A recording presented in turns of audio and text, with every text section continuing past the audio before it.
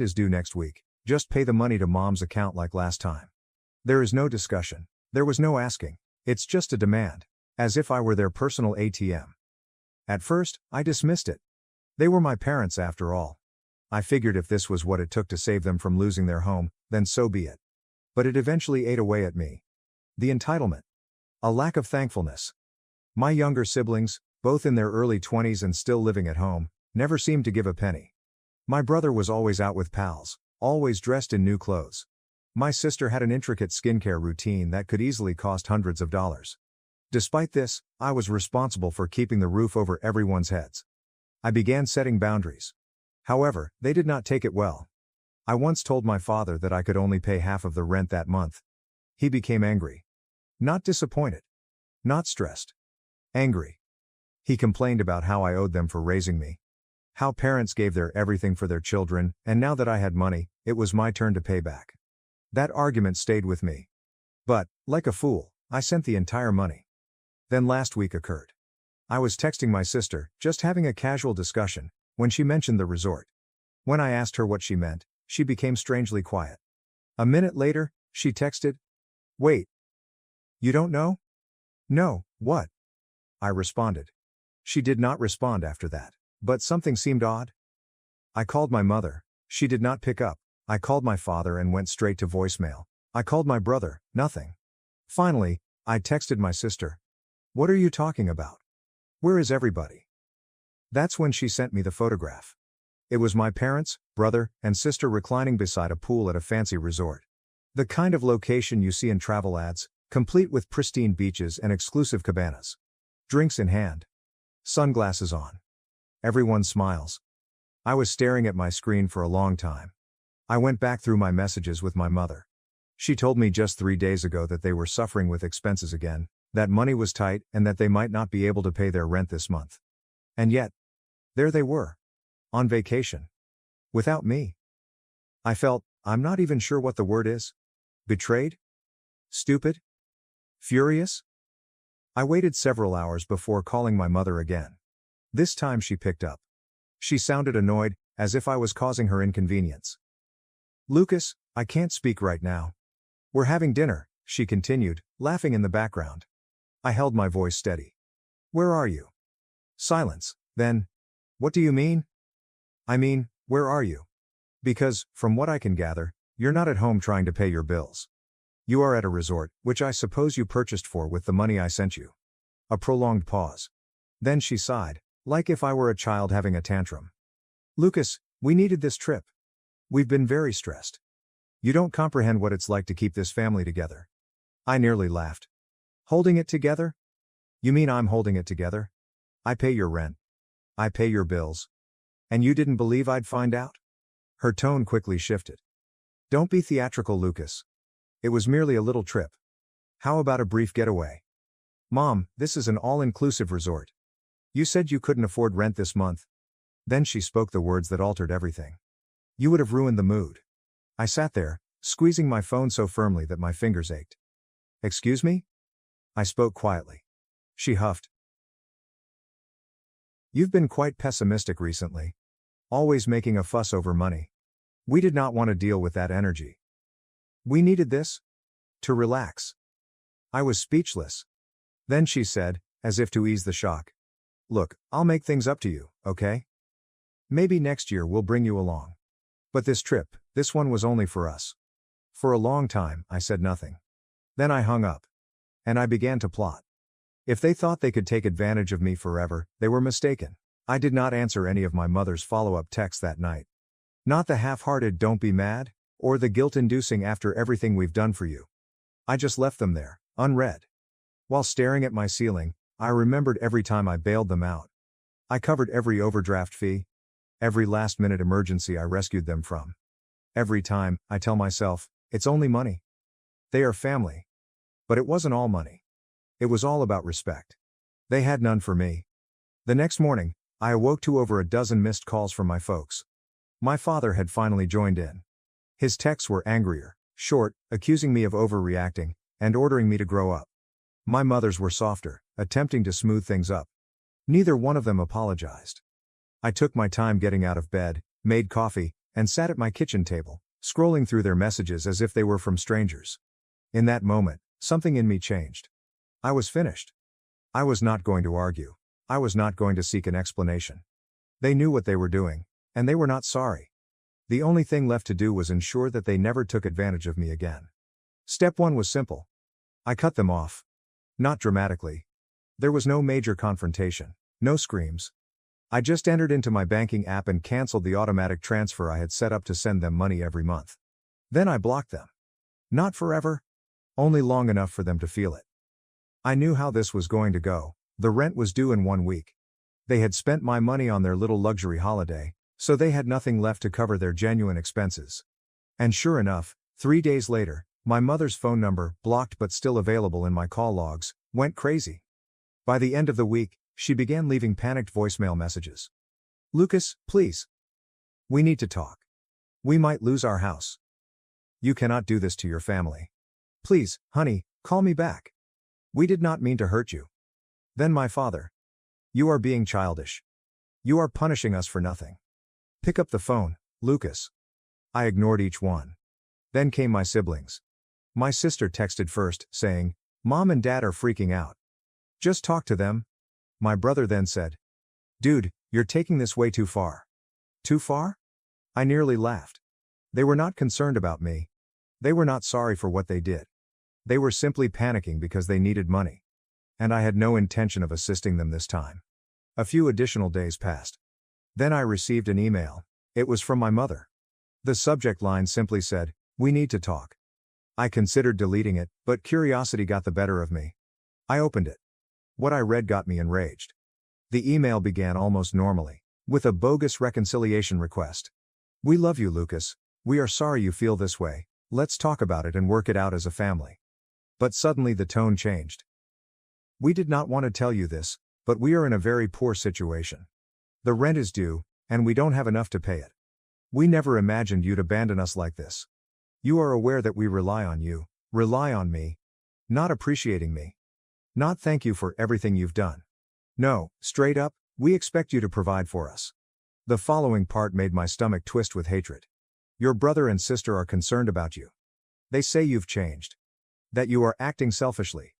Honestly, we're beginning to agree. You have been distant ever since you moved out, cold. This is not who you are, Lucas. We've raised you better than this." I slammed my laptop closed. That was it. The last nail in the coffin. They weren't sorry. They didn't even acknowledge what they had done. Instead, they were attempting to guilt-trip me into bailing them out again. I paced my flat, fists clenched. It wasn't just the entitlement, it was the outright chutzpah. I'd given them everything. They paid their rent, they paid their debts. And when they had extra money, they didn't use it to alleviate their problems. They did not save it. They went on vacation, without me. Because obviously, I was the problem. I'd have ruined the mood. But now that their little fantasy trip was over and reality was staring them in the face, suddenly, I was indispensable. I took a big breath, my thoughts whirling. I could ignore the email. I could block them. Move on with my life. But something within me yearned for more than just silence. I wanted them to feel it.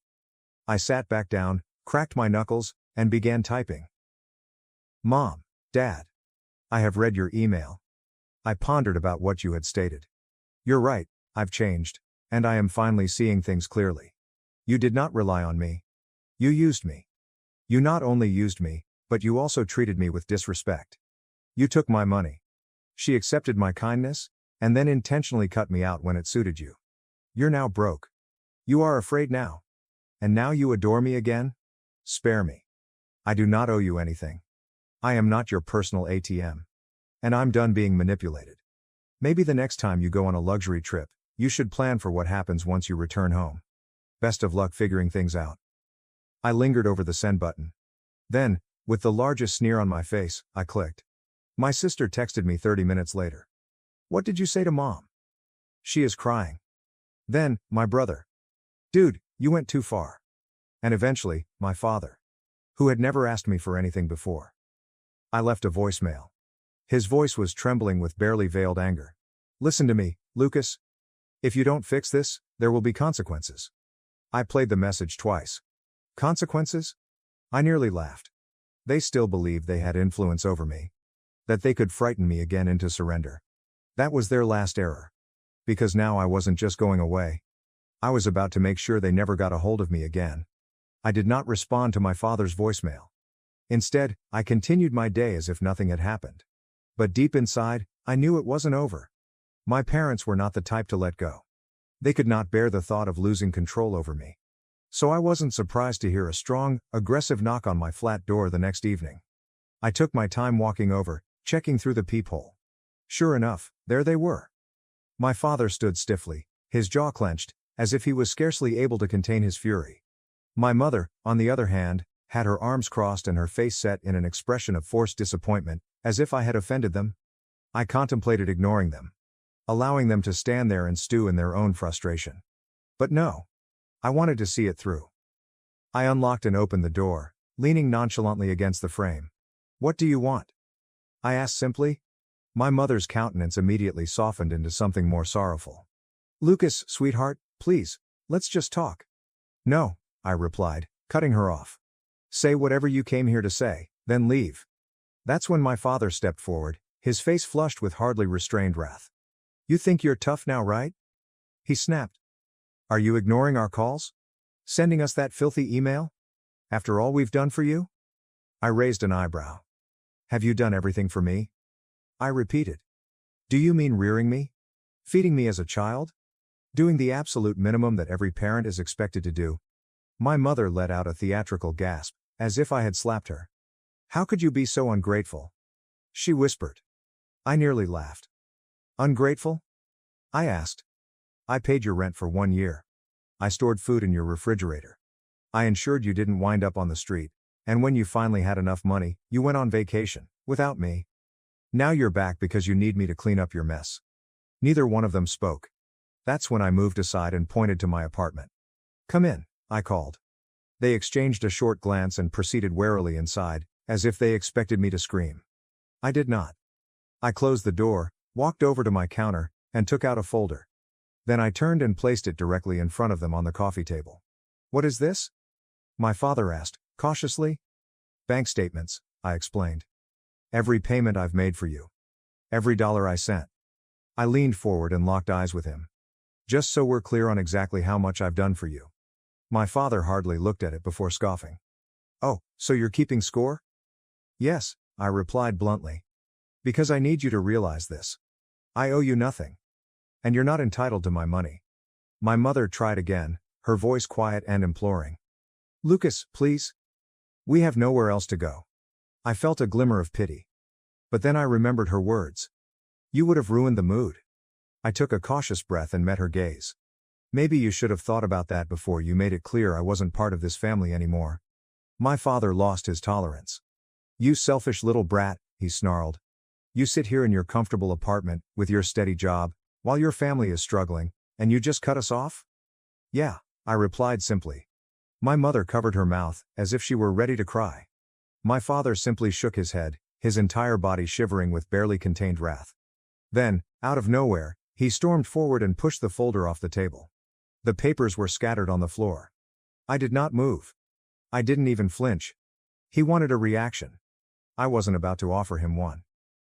Instead, I returned his look with a calm, steady expression. "Are you finished?" I asked. My father gave out a sour laugh. "You're going to regret this," he said, his voice low and menacing. "Mark my words, you will regret this." I tilted my head. "Are you threatening me?" He scoffed, but he did not refute it. I moved forward, my voice frigid. "Get out." My mother's face crumbled. "Lucas, please. Get out." For the first time in my life, my father appeared hesitant, but, after a tense period, he grabbed my mother's arm and yanked her to the door. "You better hope you never need us for anything," he smirked over his shoulder. I just smiled. I never did. And now, I never will. I opened the door for them. They paused, as if they were afraid I'd shatter. As if I could change my mind. But I was just standing there. Silent. Waiting. They finally walked out. I shut the door behind them, locked it, and exhaled slowly. I should have been relieved. But something told me it wasn't over. Not yet. I didn't hear from them for several days. I figured they had received the message.